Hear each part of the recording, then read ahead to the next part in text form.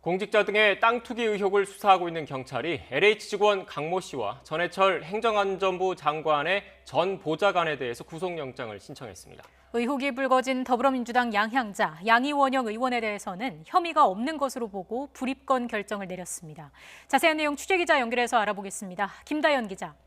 네, 사회부입니다. 네, 정부 합동특별수사본부가 출범되고 대대적인 부동산 비리 수사가 시작된 지 이제 2달이 넘었습니다. 지금까지의 경찰 수사 상황 정리해 주시죠. 네, 우선 투기 의혹이 가장 먼저 불거진 LH부터 살펴보면요. 경기 남부경찰청은 지난 3월 참여연대 등이 처음 고발한 직원 강모 씨 등 2명에 대해 오늘 오전 구속영장을 신청했다고 밝혔습니다. LH에서 보상 업무를 담당하던 강 씨는 사태 초기부터 주요 피의자 가운데 한 명으로 지목돼 왔습니다.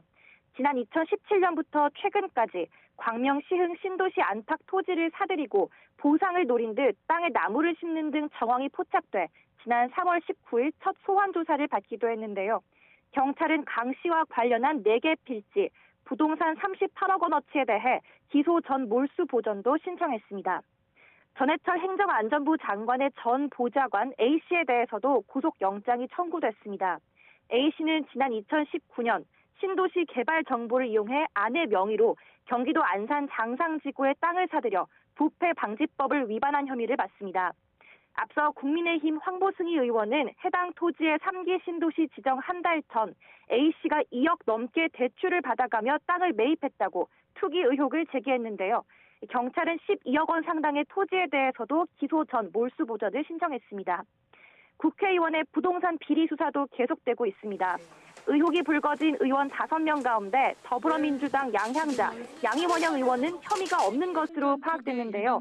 경찰은 토지 매입 당시 두 의원의 신분이 국회의원이 아니었고 내부 정보를 이용할 수 있는 위치가 아니었던 점을 고려했다고 설명했습니다.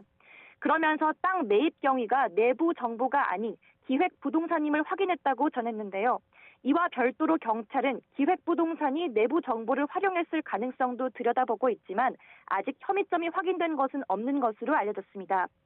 또 경찰은 가족의 투기 의혹이 불거진 국회의원 한 명에 대해선 본인도 연루된 정황이 포착돼 내사 단계에 있다며 수사 대상이 늘어날 수 있다고 말했습니다.